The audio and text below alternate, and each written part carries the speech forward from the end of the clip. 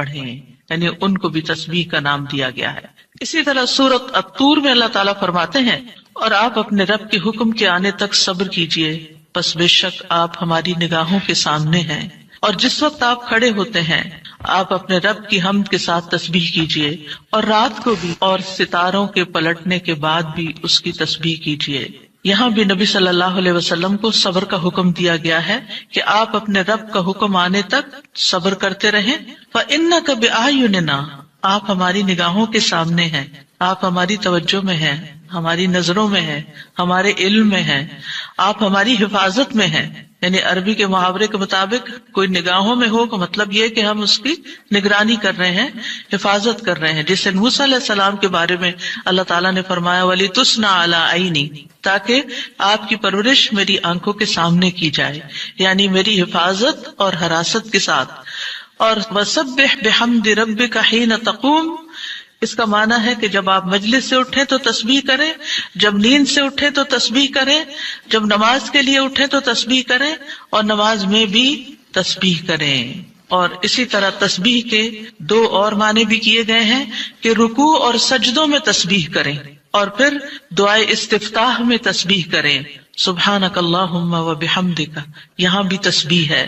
تو آپ دیکھ رہے ہیں کہ ہم دن میں کتنی بار اللہ سبحانہ وتعالیٰ کی تسبیح بیان کرتے ہیں۔ وَمِنَ اللَّيْلِ فَسَبِّحْهُ، رات میں بھی تسبیح کریں، اور اس سے مراد رات کی نماز، رات کی تسبیح ہے، جیسے بیڈ پہ جاتے ہوئے تسبیحات فاطمہ نبی صلی اللہ علیہ وسلم نے حضرت فاطمہ کو سکھائی تھی تاکہ ان کی تھکاوٹ دور ہو جائے۔ نماز کے علاوہ بھی تسبیح کرتے رہنا چاہیے۔ ادبار النجوم کے بھی 3 معنی ہیں۔ ایک معنی کیا گیا ہے فجر سے پہلے کی 2 رکعتیں پڑھنا۔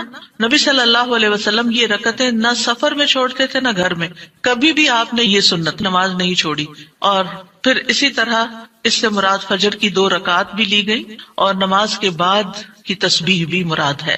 ان دونوں آیات سے پتہ چلتا ہے کہ نماز کے بعد بھی ذکر کرنے کی اہمیت اور ضرورت ہے، جس سے بہت سے لوگ غافل ہوتے ہیں۔ قرآن مجید میں اللہ تعالیٰ فرماتے ہیں فَإِذَا قَضَيْتُمُ الصَّلَاةَ فَاذْكُرُوا اللَّهَ قِيَامًا وَقُعُودًا وَعَلَى جُنُوبِكُمْ، پھر جب تم نماز پوری کر چکو تو اللہ کو کھڑے، بیٹھے اور اپنے پہلوؤں پر لیٹے ہوئے یاد کرو۔ یعنی بعض اوقات ایسا ہوتا ہے کہ آپ نماز پڑھ لیتے ہیں اور پھر سمجھتے ہیں کہ ہم اللہ کے ذکر سے فارغ ہو گئے اور اب ہم دنیا کے کام میں لگ جائیں۔ ہاں، دنیا کے کام 2-3 طرح سے ہی ہوتے ہیں، یا کھڑے ہو کے کوئی کام ہو رہا ہوتا ہے، آپ کچن میں چلے جاتے ہیں، کوکنگ کر رہے ہیں، آپ اپنا ذکر جاری رکھیں، یا پھر آپ بیٹھ گئے ہیں اور بیٹھ کے کوئی کام کر رہے ہیں، تسبیح جاری رکھیں، ذکر جاری رکھیں۔ اور اسی طرح اگر آپ لیٹ گئے آرام کرنے کے لیے تو بھی ذکر جاری رکھیں، یعنی ہر حال میں اللہ تعالیٰ کا ذکر کرتے رہیں۔ اسی طرح سورہ جمعہ میں اللہ تعالیٰ فرماتے ہیں فَإِذَا قُضِيَتِ الصَّلَاةُ فَانتَشِرُوا فِي الْأَرْضِ وَابْتَغُوا مِن فَضْلِ اللَّهِ وَاذْكُرُوا اللَّهَ كَثِيرًا لَعَلَّكُمْ تُفْلِحُونَ، پھر جب نماز پوری کر لی جائے تو زمین میں پھیل جاؤ اور اللہ کے فضل سے تلاش کرو، یعنی اپنے دنیا کا کام کاروبار کرو اور اللہ کو بہت یاد کرو، یعنی اپنے بزنس آورز میں بھی، اپنی جاب پر بھی اللہ کو نہیں بھولنا۔ کیوں؟ لعلکم تفلحون، تاکہ تم فلاح پاؤ، کامیاب ہو جاؤ۔ اسی طرح اللہ سبحانہ وتعالیٰ رمضان کے روزے مکمل کرنے کے بعد کس چیز کا حکم دیتے ہیں؟ وَلِتُكْمِلُوا الْعِدَّةَ وَلِتُكَبِّرُوا اللَّهَ عَلَى مَا هَدَاكُمْ وَلَعَلَّكُمْ تَشْكُرُونَ، اور تاکہ تم تعداد پوری کرو، اور تاکہ تم اللہ کی بڑائی بیان کرو، تکبیرات پڑھو، اور اس پر کہ اس نے تم کو ہدایت بخشی، اور تاکہ تم شکر ادا کرو۔ اسی طرح حج کے مناسک ادا کرنے کے بعد بھی ذکر کا حکم ہے فَإِذَا قَضَيْتُم مَّنَاسِكَكُمْ فَاذْكُرُوا اللَّهَ كَذِكْرِكُمْ آبَاءَكُمْ او اشد ذکرا، پھر جب تم اپنے حج کے مناسک پورے کر چکو تو اللہ کو یاد کرو جس طرح اپنے باپ دادا کو یاد کیا کرتے تھے، بلکہ اس سے بھی زیادہ یاد کرنا، یعنی باپ دادا کو یاد کرنے، ماں باپ کو یاد کرنے سے بھی زیادہ اللہ کا ذکر کیا کرو، اللہ سبحانہ تعالیٰ کو زیادہ یاد کیا کرو، کیونکہ انسانوں کی یاد انسانوں کو دکھی کرتی ہے، لیکن اللہ کی یاد دلوں کے اطمینان کا باعث بنتی ہے، دلوں کے اندر سکون کا باعث بنتی ہے۔ الا بذکر اللہ تطمئن القلوب، خبردار اللہ کے ذکر سے دلوں کو اطمینان نصیب ہوتا ہے۔ تو آپ نے دیکھا کہ تمام عبادات کے بعد ذکر کا حکم ہے، تسبیح کا حکم ہے، تکبیر کا حکم ہے۔ اسی طرح نماز کے بعد خاص طور پر یعنی نماز پڑھتے ہی اٹھ نہیں جانا چاہیے، بلکہ وہاں بیٹھ کر بھی اللہ کا ذکر کرنا چاہیے، اور اس میں غفلت نہیں برتنی چاہیے اور سستی نہیں ہونی چاہیے۔ بعض لوگ سلام پھیرتے ہی سنت پڑھنے کے لیے کھڑے ہو جاتے ہیں، جیسے آج کل تراویح میں جلدی ہوتی ہے لوگوں کو، تو بس فرض نماز پڑھی، آیت الکرسی کا بھی ٹائم نہیں ملتا کہ جلدی سے سنت کا ہوتا ہے کہ اگر آیت الکرسی پڑھنے بیٹھ گئے تو سنت رہ جائے گی، امام صاحب تراویح شروع کر دیں گے۔ تو میں سوچتی ہوں کہ جب گھر سے نکل ہی آئے اللہ کی یاد کے لیے تو کم از کم مسنون مستحب طریقے سے ہی ہم ساری عبادات کریں تاکہ وہ دل کو پھر اطمینان بھی نصیب ہو۔ بہرحال ایک نماز کے بعد فوراً اگلی نہیں شروع کر دینی چاہیے، اس کے بیچ کے وقفے میں اللہ کا ذکر کرنا چاہیے۔ نبی صلی اللہ علیہ وسلم فجر کی نماز کے بعد طلوع آفتاب تک نماز کی جگہ بیٹھے رہتے تھے، اور فجر ارلی شروع کرتے تھے، اندھیرے میں شروع کرتے تھے، اور فجر پڑھنے کے بعد بیٹھے رہتے اور ذکر کرتے رہتے۔ سماک بن حرب کہتے ہیں، میں نے جابر بن سمرہ سے عرض کیا، کیا آپ رسول اللہ صلی اللہ علیہ وسلم کے پاس بیٹھے تھے؟ انہوں نے فرمایا کہ ہاں، بہت زیادہ، میں بہت بیٹھتا رہا ہوں آپ کے پاس۔ آپ اپنی نماز کی جگہ سے کھڑے نہیں ہوتے تھے جس جگہ صبح کی نماز پڑھتے تھے جب تک کہ سورج نہ نکل آتا، پھر جب سورج نکل آتا تو آپ کھڑے ہو جاتے۔ اسی طرح ایک اور روایت میں آتا ہے، نبی صلی اللہ علیہ وسلم جب فجر کی نماز پڑھتے تھے تو اپنی جگہ بیٹھے رہتے یہاں تک کہ سورج خوب اچھی طرح طلوع ہو جاتا، تو پھر اس وقت کیا کرتے تھے؟ اشراق کے نوافل۔ تو اس سے آپ اندازہ لگائیں، کیا ہم میں سے کوئی یہ کہہ سکتا ہے کہ میں رسول اللہ صلی اللہ علیہ وسلم سے زیادہ مصروف انسان ہوں، میں زیادہ بزی ہوں، میرے بہت کام ہیں، میرے پاس بیٹھنے کا وقت نہیں ہے؟ نہیں، یہ صرف نفس کا دھوکہ ہوتا ہے۔ نفس ہمیں دھوکہ دیتا ہے کہ دیکھو، پہلے تم اٹھے ہو تہجد کے لیے، پھر تم نے پڑھی نماز اور پھر پڑھے اذکار، اور اب تم پھر بیٹھ کے اور انتظار کرو، اٹھو کچھ اور کام کرو، اچھا میرا وہ کام بھی ہے، میرا وہ کام بھی ہے، اور اس طرح ہم اپنے آپ کو تسلیاں دے کر اپنی جگہ سے اٹھ جاتے ہیں اور ذکر میں کوتاہی کر جاتے ہیں، جبکہ مستحب یہی ہے کہ اسی جگہ بیٹھ کر چاہے آپ تلاوت قرآن کریں، چاہے آپ صبح شام کے اذکار، یہی وقت ہے ان کا سورج نکلنے سے پہلے، اور حفاظت کے لیے جو پڑھتے ہیں وہ انہی اوقات میں پڑھے جاتے ہیں، لہٰذا اس وقت آپ وہ بھی پڑھ سکتے ہیں، آپ تسبیحات کر سکتے ہیں، آپ کوئی بھی اور ذکر، آپ قرآن مجید کا مطالعہ کر سکتے ہیں، تفسیر کی کوئی کتاب پڑھ سکتے ہیں، کوئی تفسیر کا لیکچر سن سکتے ہیں، اپنی تجوید درست کر سکتے ہیں، یعنی کہ کوئی سبق یاد کر سکتے ہیں، یعنی کوئی بھی چیز ذکر کی قسم کی آپ اس وقت میں تسلی کے ساتھ کر سکتے ہیں تاکہ یہ سنت پوری ہو جائے، کیونکہ اس کا اجر و ثواب بہت ہے۔ جو شخص اسی جگہ بیٹھا رہے اور پھر نفل پڑھ کے اشراق کے اٹھے تو اس کو حج عمرے کا ثواب ملتا ہے۔ نبی صلی اللہ علیہ وسلم نے صحابہ کو نماز کے بعد کے اذکار سکھائے۔ ابن تیمیہ رحمہ اللہ کہتے ہیں کہ نبی صلی اللہ علیہ وسلم جب لوگوں کو نماز پڑھاتے تھے تو آپ سلام پھیرنے کے بعد دعا نہیں کرتے تھے، اور نہ صحابہ ایسا کرتے تھے، نہ صبح کی نماز میں، نہ عصر کی نماز میں، نہ دیگر نمازوں میں، بلکہ آپ سے ثابت ہے کہ آپ اپنا چہرہ اصحاب کی طرف کر لیتے، یعنی پلٹ کے واپس بیٹھ جاتے، اللہ کا ذکر کرتے اور ان کو سکھاتے تھے۔ یعنی اذکار اور دعا میں تھوڑا سا فرق ہے، دعائیں زیادہ سے زیادہ سلام پھیرنے سے پہلے کر لیتے تھے، اور جو اذکار ہوتے تھے جیسے تسبیحات ہیں یا صبح شام کے اذکار ہیں یا باقی اذکار ہیں وہ بعد میں کر لیتے تھے، جیسے لا الہ الا اللہ وحدہ لا شریک لہ، اور اسی طرح دیگر اذکار جو ہیں۔ اور سلام پھیرنے کے بعد اللہ کا ذکر کرنا یعنی زیادہ مستحب ہے، اگرچہ دعا بھی کر سکتے ہیں، یعنی منع نہیں ہے۔ بعض علماء یہ کہتے ہیں کہ نبی صلی اللہ علیہ وسلم نے جو دبر الصلاۃ کا لفظ استعمال کیا نماز کے پیچھے، تو اس سے مراد نماز کے بعد بھی ہے۔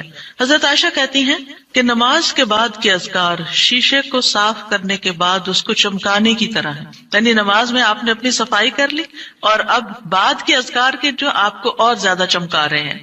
نماز نور ہے، یہ دل کو صاف کر دیتی ہے، دل کو روشن کر دیتی ہے، جیسے کہ شیشے کو صاف کیا جاتا ہے، اور نماز کے بعد ذکر کرنا ایسا ہے جیسا کہ شیشے کو چمکایا جاتا ہے۔ فرشتے بھی دعائیں کرتے ہیں۔ رسول اللہ صلی اللہ علیہ وسلم نے فرمایا، جب تک تم اپنے مصلی پر جہاں تم نے نماز پڑھی تھی بیٹھے رہو اور ریاح خارج نہ کرو، گیس پاس نہ کرو، تو فرشتے تم پر برابر درود بھیجتے رہتے ہیں۔ یعنی اگر کوئی شخص فجر کی نماز پڑھ کے اپنے وضو کی حالت میں سورج نکلنے تک بیٹھا رہتا ہے تو آپ اپنے لیے بھی ذکر کر رہے ہیں اور فرشتے بھی آپ کے لیے دعائیں کر رہے ہیں۔ کیا دعا کرتے ہیں؟ اللہم اغفر لہ، اللہم ارحمہ، اے اللہ اس کی مغفرت فرما، اے اللہ اس پر رحم فرما۔ اور یہ اس وقت تک ہوتا رہتا ہے جب تک وہ وضو توڑ کر فرشتوں کو تکلیف نہ پہنچائے.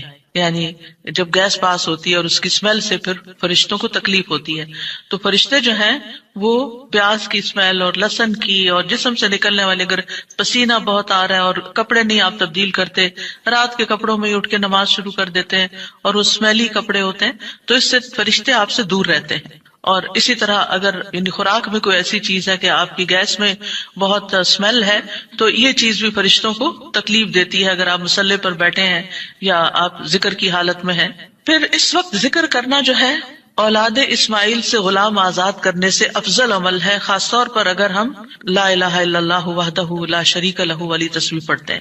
ابو امامہ سے مروی ہے رسول اللہ صلی اللہ علیہ وسلم نے فرمایا، سورج طلوع ہونے تک میں بیٹھ کر اللہ تعالیٰ کا ذکر کروں، اس کی بڑائی، اس کی حمد و تسبیح اور تحلیل کروں، یہ مجھے اولاد اسماعیل میں سے 2 غلام آزاد کرنے سے زیادہ محبوب. یعنی اس وقت کا ذکر ایسا ہے جیسے آپ نے اتنا بڑا صدقہ بھی کر دیا.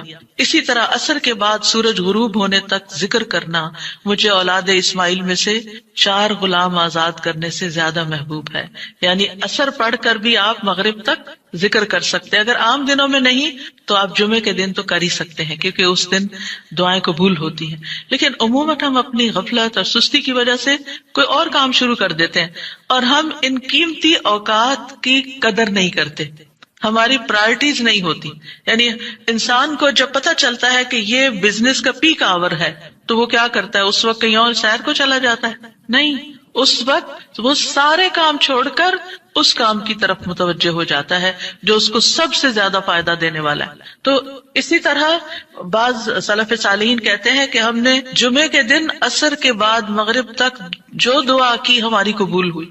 یعنی یہ قبولیت دعا کا خاص وقت ہوتا ہے. جیسے صبح کا وقت بکرتن نماز فجر سے لے کر سورج نکلنے تک کا ہے، بڑا ہی قیمتی وقت ہے ذکر اذکار کے لیے. اسی طرح عصر کی نماز سے لے کر مغرب تک کا وقت بھی بڑا ہی قیمتی ہے. تو اس میں آپ دیکھیے خصوصاً آج کل آپ روزے سے ہیں، روزہ دار کی بھی دعا قبول ہوتی ہے. اور اس میں بھی امت کے نیک لوگوں کا طریقہ یہی رہا ہے کہ وہ روزہ کھلنے سے پہلے سارے کام چھوڑ دیتے تھے اور ذکر اذکار میں مصروف ہو جاتے تھے، دعائیں کرنے میں مصروف ہو جاتے تھے. تو آپ بھی اپنے لیے کچھ پلان اس طرح کریں کہ جمعے کا دن اور ہم کم از کم رمضان کا مہینہ عصر کا وقت جو ہے اس سے پہلے اپنے کام ختم کر کے مصلی پہ بیٹھے یا کرسی پہ بیٹھے یا لیٹنا چاہتے تو لیٹ جائیں، کیونکہ پہلی آیت یہی بتائی گئی تھی نا کہ آپ کھڑے یا بیٹھے یا لیٹے ہر حال میں اللہ کا ذکر کر سکتے ہیں. الذین یذکرون اللہ قیاما وقعودا وعلی جنوبہم، وہ جو اللہ کا ذکر کرتے ہیں کھڑے، بیٹھے اور لیٹے، جس بھی پوزیشن میں آپ کرنا چاہیں آپ ذکر کر سکتے ہیں. اور اس میں تسبیح کیجئے، حمد و ثنا کیجئے اللہ تعالیٰ کی اور دعائیں مانگیے. اور الحمدللہ ہمارے پاس کتابوں کی شکل میں دعاؤں کا اتنا پیارا ذخیرہ ہے جو مسنون اوتھینٹک دعائیں قرآن و سنت سے ہم نے جمع کی ہیں. اگر زبانی یاد ہے تو بہت ہی اچھا کہ دل لگا کے زبانی پڑھے، اور اگر زبانی یاد نہیں تو ان کو کھول لیجئے اور پڑھنا شروع کر دیجئے. اور صرف پڑھتے نہ جائیں، اس وقت کوئی قرات کا وقت نہیں ہے، یہ مانگنے کا وقت ہے. دیکھ دیکھ کر اس طرح پڑھیں دعا کو جیسے آپ مانگ رہے ہیں اللہ تعالیٰ سے. تو انشاءاللہ آپ کے دین، دنیا، آخرت کے سارے مسائل حل ہوں گے اور ایک پرامن پرسکون زندگی بسر کریں گے اگر ان اوقات کی آپ قدر کر لیں. کیونکہ جو قبولیت کے اوقات ہیں ان کو گنوانا نہیں چاہیے، ان کو ہاتھ سے جانے نہیں دینا چاہیے. آپ صبح فجر کے وقت مثلا اگر رمضان میں ہر روز 1 سپارہ پڑھتے ہیں، آدھا سپارہ فجر کے بعد پڑھ لیں، آدھا سپارہ عصر کے بعد پڑھ لیں. تو اس طرح بیلنس بھی ہو جائے گا، آپ کا دل نہیں گھبرا. کیونکہ ہمارا نفس جو ہے نا وہ اتنا آزاد منش ہے کہ وہ کہیں ایک جگہ بیٹھنے کی قید قبول نہیں کرتا. وہ بار بار ہمیں کہتا ہے اچھا فون چیک کر لو، اچھا وہ کر لو، وہ کر لو، اور توجہ اور یکسوئی سے ہمیں ذکر اذکار نہیں کرنے دیتا. تو اس کو ٹیم کرنے میں، اس کو ڈسپلن کرنے میں وقت لگے گا. لیکن ونس ایک دفعہ آپ عادی ہو گئے، آپ نے اس گھوڑے کو قابو کر لیا، آپ نے اس کو بٹھا لیا.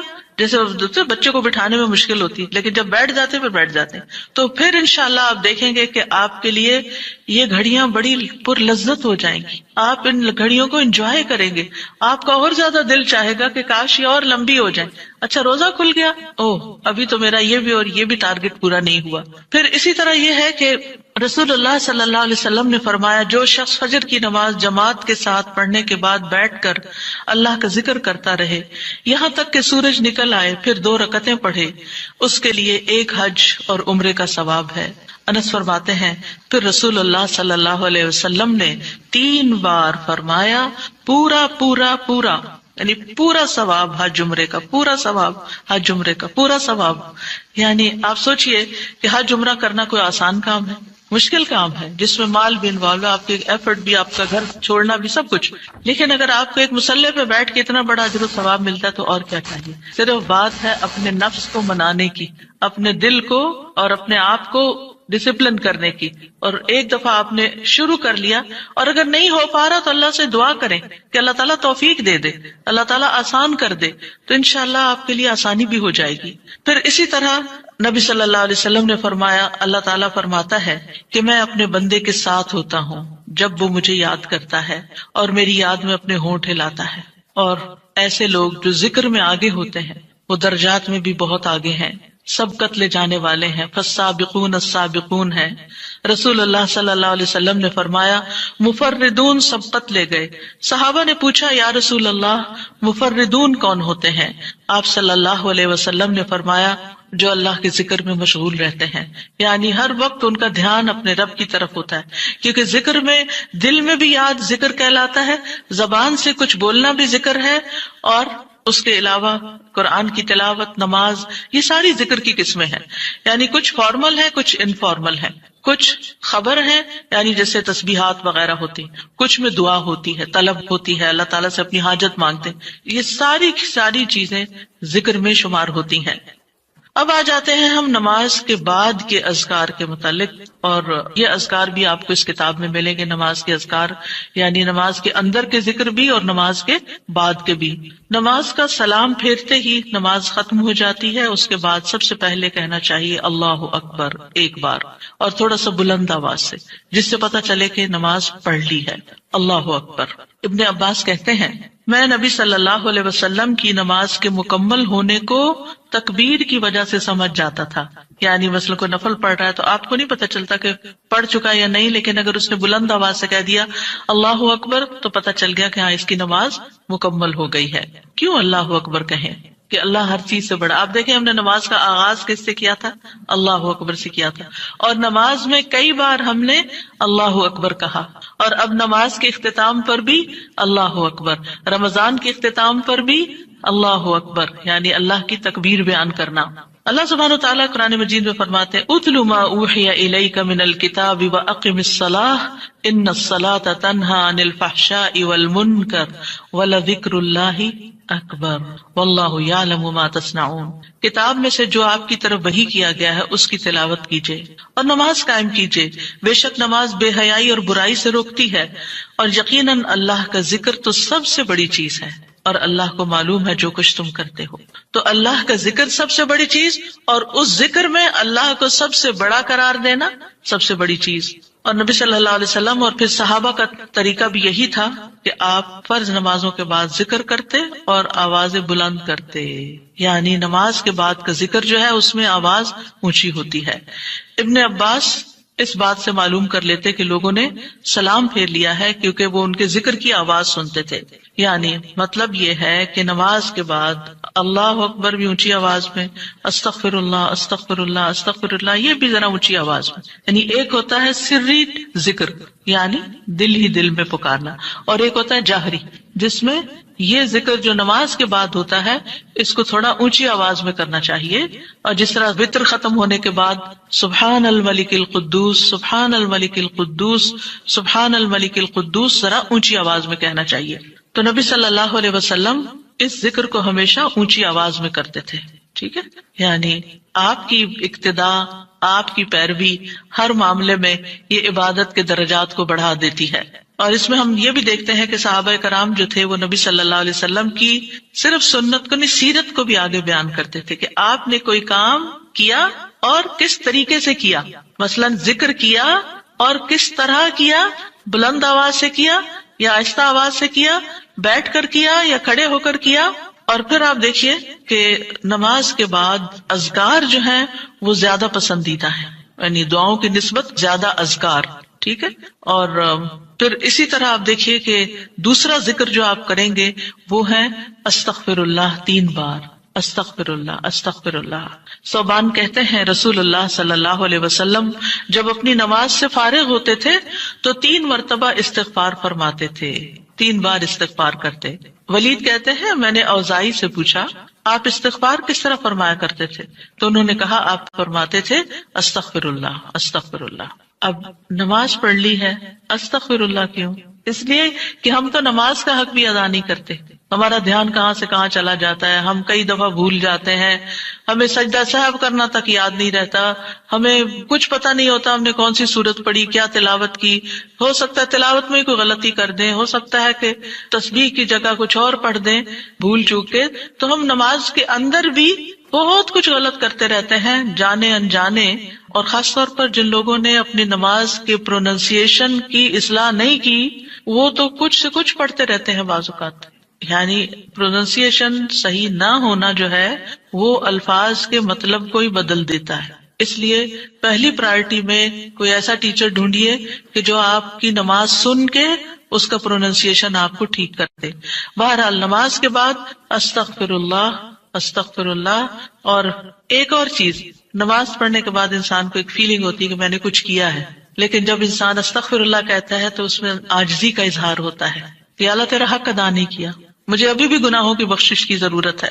اور آپ دیکھیے کہ یہ الفاظ نبی صلی اللہ علیہ وسلم ادا کرتے تھے جن کے اگلے پچھلے سارے گناہ معاف کر دیے گئے تھے. تو جو شخص نماز کے بعد استغفار پڑھتا ہے وہ اپنی نمازوں پر کبھی فخر غرور تکبر نہیں کر سکتا کہ میں بڑا نمازی ہوں، میں بڑا پرہیزگار ہوں، میں بڑا عبادت گزار ہوں. نہیں، وہ یہ دیکھے گا کہ میں نے حق ادا نہیں کیا، میرے سے جو کمی کوتاہی ہوئی ہے اللہ تعالیٰ اس کو معاف کر دے. جو چیز مکمل طور پر ادا کرنی چاہیے تھی اس کو اس طرح نہیں ادا کیا، کچھ نہ کچھ کوتاہی واقع ہو گئی، تو اس بخشش کے طلب کرنے سے اللہ تعالیٰ کوتاہی سے درگزر فرما دے گا انشاءاللہ. اور ویسے بھی استغفار کرنے سے نقص یا کمی کوتاہی جو ہے اس کا ازالہ ہوتا ہے ہماری عام روزمرہ زندگی میں بھی. تیسرا ذکر، اب آپ دیکھ رہے ہیں یہ ذکر ہے، اللہ اکبر بھی ذکر ہے، استغفر اللہ بھی ذکر ہے، اور تیسرا یہ بھی ذکر ہے اللہم انت السلام ومنک السلام تبارکت ذل جلال والاکرام. اے اللہ تو سراپا سلامتی ہے اور تجھی سے سلامتی حاصل ہوتی ہے، تو بڑی برکتوں والا ہے اے جلال و اکرام والے. یعنی استغفار کے بعد پھر فوراً بعد اللہ تعالیٰ کی تعریف اور یہ ذکر. السلام جو ہے یہ اللہ تعالیٰ کے ناموں میں سے ایک نام ہے جس کا مطلب یہ ہے کہ اللہ تعالیٰ ہر طرح کی آفات سے، عیبوں سے، ہر طرح کے نقص سے سلامت ہے. کوئی چیز اس کو نقصان نہیں دے سکتی، نہ لوگوں کی باتیں جو اللہ تعالیٰ کے خلاف کرتے ہیں، یا لوگوں کے گمان، یا لوگوں کی نافرمانیاں اور گناہ اور عبادت نہ کرنا، اللہ کا حکم نہ ماننا. اللہ تعالیٰ کو کوئی چیز نقصان نہیں دیتی، وہ سلامت ہے، اس کو کسی کی ضرورت ہی نہیں ہے. یہ جو کچھ ہم کرتے ہیں، ذکر ہو عبادت ہو، یہ اپنے ہی فائدے کے لیے کرتے ہیں، اللہ تعالیٰ پر کچھ احسان نہیں ہے. تو ہم یہ کہتے ہیں اللہم انت السلام کہ اللہ تعالیٰ آپ سراسر سلامتی ہیں اور آپ کا ہر فعل جو ہے وہ ظلم سے سلامت ہے، پاک ہے، ہر شر سے پاک ہے. آپ کی تقدیر، آپ کے فیصلے، ہر چیز سلامتی پر مبنی ہے. ومنک السلام، سلامتی تیری ہی طرف سے آتی ہے، یعنی تو ہی سلامتی دیتا ہے یا تو ہی سلامتی کو روک لیتا ہے. سلامتی کا مالک بھی تو ہی ہے، تو سلامت رکھے تو ہم سلامت ہیں. تو یہ تعلق اللہ تعالیٰ سے انسان اپنا ظاہر کرتا ہے کہ انسان اپنے رب کے بارے میں کیا سمجھتا ہے. تبارکتا، تبارکتا کا لفظ برکت سے ہے جس کا مطلب ہوتا ہے کثرت سے کسی چیز کا بڑھنا اور قائم رہنا، یعنی تیری خیرات و برکات بہت زیادہ ہیں. ذل جلال والاکرام، اے عزت اور جلال والے. جلال کا مطلب ہے عظمت، بڑائی، اور اکرام کا مطلب ہے احسان. یعنی تو اپنے بندوں کو عزت و اکرام دیتا ہے، اپنے رسولوں کو، اپنے انبیاء کو اور اپنے صالح بندوں کو تو ہی عزت اور اکرام اور برکتیں عطا کرتا ہے. ساری نعمتیں تیری ہی طرف سے ہیں. اور یہ کتنا خوبصورت ذکر ہے جو ہم ہر نماز کے بعد کرتے ہیں، یا جو نہیں کر رہے ہیں انہیں لازماً کرنا چاہیے کہ اللہ سبحانہ وتعالیٰ سے ہم اپنے اچھے گمان کا اظہار کرتے ہیں اور ایک طرح سے انڈائریکٹلی سلامتی اور برکت طلب بھی کرتے ہیں. آپ دیکھیے عموماً ہم جب کسی چیز کے اندر فائدہ دیکھتے ہیں تو ہم خیر اس سے وابستہ کر لیتے ہیں، یہ ہے تو کام ہوگا، یہ نہیں تو کام ہی نہیں ہوگا۔ مثلاً آپ کوئی قلم خریدتے ہیں اور اس سے لکھنا شروع کرتے ہیں اور آپ کو اچھا لگتا ہے، یا آپ اس سے جو لکھنا چاہتے تھے آرٹیکل یا کوئی چیز یا نوٹس اپنے تو بڑے اچھے لکھ پاتے ہیں، تو آپ کہنے لگتے ہیں یہ قلم بڑا مبارک ہے۔ ٹھیک ہے بھائی، قلم اچھا ہے، فائدہ دے رہا ہے آپ کو، لیکن اصل تو اللہ نے آپ کے لیے یہ وسیلہ بنایا کہ اس نے آپ تک یہ پہنچایا۔ تو اصل برکت اور خیر اور سلامتی کا منبع اللہ رب العزت کی ذات ہے۔ چیزوں کے ساتھ مت چمٹ جائیے اور ان پر اتنے ڈیپینڈنٹ نہ ہو جائیں کہ اللہ کو بھول جائیں اور اللہ تعالیٰ کی نعمت اور اللہ تعالیٰ کا احسان یاد نہ کریں۔ تو اس لیے ہر نماز کے بعد ہم اس بات کا اقرار کرتے ہیں کہ ساری برکتیں تیری ذات سے ہیں یا رب، ساری سلامتی تیری طرف سے ہے یا رب، عزت اور اکرام تیری ہی طرف سے ہے یا رب، تو ہی جس کو چاہے اس پر احسان فرماتا ہے، لہٰذا ہم یہ سب کچھ تجھ سے ہی طلب کرتے ہیں۔ پھر آپ دیکھیے چوتھا ذکر ہے لا الہ الا اللہ وحدہ لا شریک لہ لہ الملک ولہ الحمد وہو علی کل شیء قدیر۔ یہ بھی آپ 3 بار پڑھ سکتے ہیں، یہ بھی ذکر ہے، یعنی 3 مرتبہ اللہ تعالیٰ کی توحید کا اقرار۔ مغیرہ بن شعبہ جو وحی کے کاتب تھے ان سے مروی ہے کہ معاویہ رضی اللہ عنہ نے مغیرہ کو لکھا کہ کوئی حدیث جو آپ نے رسول اللہ صلی اللہ علیہ وسلم سے سنی ہو وہ مجھے لکھ کر بھیجیں۔ راوی کہتے ہیں کہ مغیرہ رضی اللہ عنہ نے انہیں لکھا کہ میں نے آپ صلی اللہ علیہ وسلم سے سنا ہے آپ اپنی نماز سے فارغ ہونے کے بعد 3 مرتبہ یہ پڑھا کرتے تھے لا الہ الا اللہ وحدہ لا شریک لہ لہ الملک ولہ الحمد وہو علی کل شیء قدیر۔ سب سے پہلے توحید کا اقرار کہ اللہ ایک ہے، وہی الہ ہے، وہی خالق ہے، مالک ہے، رب ہے، معبود ہے۔ پھر اس بات کا انکار کہ کوئی اس کا شریک ہو، لا شریک لہ، اور پھر لہ الملک، بادشاہت بھی اسی کی ہے، معبود بھی وہی ہے، بادشاہ بھی وہی ہے، اور ایسا بادشاہ ہے وَلَهُ الْحَمْدُ کہ اس کی تعریف ہے۔ دنیا کے بادشاہوں کا حشر ہوتا دیکھا ہے آپ نے، ان کے ساتھ کیا کیا جاتا ہے، لیکن اللہ سبحانہ وتعالیٰ کی بادشاہت پر کوئی آنچ نہیں آتی، کوئی اس کو ہلا نہیں سکتا، کوئی اس کو نقصان نہیں دے سکتا، کوئی اس پر باتیں نہیں بنا سکتا، کوئی اس کا نقص نہیں نکال سکتا کہ اللہ تعالیٰ نے آسمان میں یہ کیا چیز بنا دی، اب زمین میں کیا بنا دی، نہیں، وَلَهُ الْحَمْدُ، اسی کی ہے تعریف۔ یعنی ایسا بادشاہ کہ جو قابل تعریف ہے، اور ایسا بادشاہ کہ وَهُوَ عَلَى كُلِّ شَيْءٍ قَدِيرٌ۔ دنیا کے بادشاہ انتہائی بے بس لاچار ہوتے ہیں، ان کے ہاتھ میں کچھ نہیں ہوتا، وہ انسانوں کے محتاج ہوتے ہیں، انسانوں کی خدمت کے، انسانوں کی مدد کے، انسانوں کے مال کے محتاج ہوتے ہیں۔ یہ بادشاہت کیا بادشاہت ہے جس کی ساری ڈیپینڈنسی لوگوں کے اوپر ہے۔ تو اصل بادشاہت تو اللہ کی ہے کہ جو ہر چیز پر پوری قدرت رکھتا ہے۔ تو آپ اس احساس کے ساتھ اگر اللہ تعالیٰ کا یہ ذکر کرتے ہیں تو آپ کا دل ایک سکون سے بھر جائے گا، ایک خوشی سے بھر جائے گا کہ میں ایسی ہستی کو جانتی ہوں، ایسی ذات کو جانتی ہوں کہ جو اتنی خوبیوں کی مالک ہے۔ کیونکہ یہ انسان کی فطرت میں ہے، انسان کی نفسیات میں ہے کہ وہ کسی چیز کی تعریف کر کے خوش ہوتا ہے، اور عام طور پر ہم صرف سامنے نظر آنے والی چیزوں کی تعریف کر کر کے خوش ہوتے رہتے ہیں، اور تھوڑے دن کے بعد وہ بھی خراب ہو جاتی ہیں، وہ تعریف بھی ساتھ ہی چلی جاتی ہے۔ انسان ہے تو مر جاتے ہیں، ان کے اعمال ہے تو ختم ہو جاتے ہیں، اور کبھی وہ اچھے ہوتے ہیں اور پلٹ بھی جاتے ہیں۔ وہ کہاں گئی تعریفیں؟ جوان ہے تو بڑھاپے میں ساری تعریفیں چلی گئی، مالدار تھے تو غریب ہوئے تو ساری تعریفیں چلی گئیں، اسی طرح علم ہے اور جنون لاحق ہو گیا تو ساری تعریفیں چلی گئیں، سب کچھ الٹ گیا۔